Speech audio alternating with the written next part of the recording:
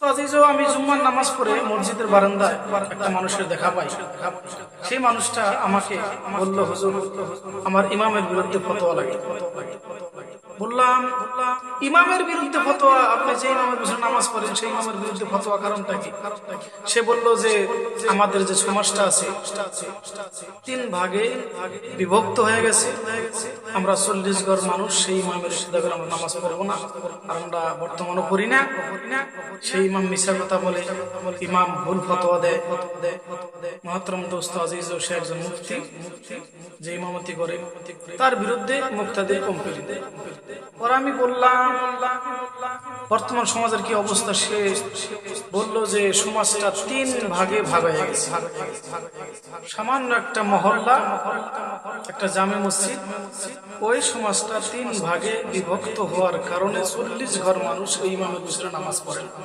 মহতরম দোস্ত আজিজ, কেবল এটা সেই মহল্লারই অবস্থা না, বর্তমান মুসলিম সমাজের দিকে যদি লক্ষ্য করা যায়, সামাজিক দ্বন্দ্ব আর বেশিরভাগ মসজিদ, মাদ্রাসা, কবরস্থান নিয়ে দলাদলি। সব ঠিক আছে, দেখবেন ভেজাল এই জায়গায়। মসজিদ, মাদ্রাসা, কবরস্থান নিয়ে মুসলিম সমাজের মধ্যে কোনো মিল নাই।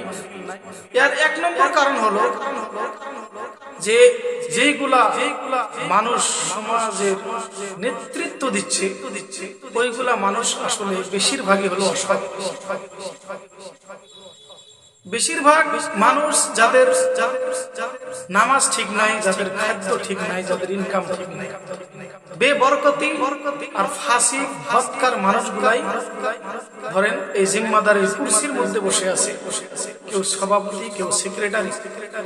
যার কারণে এই নাপাকের জামাতগুলা, এই নাপাকগুলা যখন ঢুকছে, তারপরে থেকে আরম্ভ হয়েছে সমাজের বেবরকতি, সমাজের নহুসত, সমাজের খাবাসত আরম্ভ হয়েছে। মুসলিম সমাজের মধ্যে বর্তমান কোনো ধরনের শান্তি নাই। প্রায় মসজিদের মধ্যে ইমাম টিকতে পারে না, প্রায় মসজিদের মধ্যে মুয়াজ্জিন টিকতে পারে না, খাদিম টিকতে পারে না। সেক্রেটারি পরিবর্তন হয়, সভাপতি পরিবর্তন হয়, সমাজের কিছু সংখ্যক মানুষ মসজিদে আসে না, কিছু সংখ্যক মানুষ মসজিদে আসে।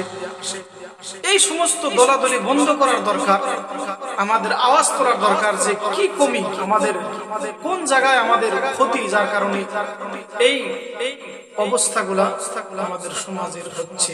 মহতরম দোস্ত আজিজ, যেই মহল্লার কিসসা আমি আপনাদেরকে শোনাইলাম, ওই মহল্লা 3 ভাগে বিভক্ত হয়ে গেছে।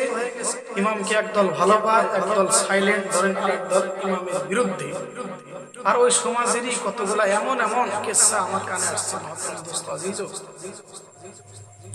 যে ফতোয়া নেওয়ার জন্য আমার খেদমতে আসছিল, সে আবার একটা বলে হক্কাম করছে। হক্কাম কি? যে ওই সমাজের একটা লম্পট, একটা খবিস মানুষ নিজের মেয়ের সাথে শারীরিক সম্বন্ধ করে, অর্থাৎ নিজের মেয়েকে সে সহবাস করে।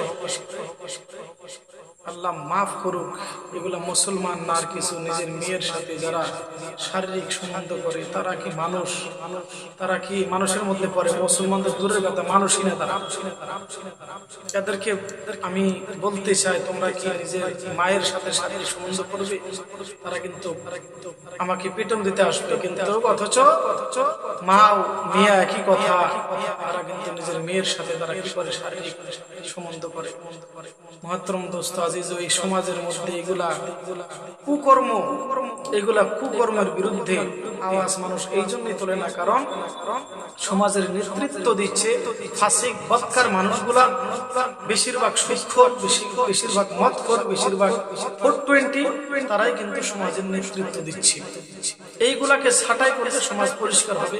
খালি ইমামে কার মুয়াজ্জিনিক দোষ দিয়ে কোনো লাভ নাই। ভাইরা ভিডিওটা শেয়ার করবেন যদি ভালো লাগে। তাহলে আপনাদেরকে এরকম টপিক যদি আরো প্রয়োজন, আমি ইনশাআল্লাহ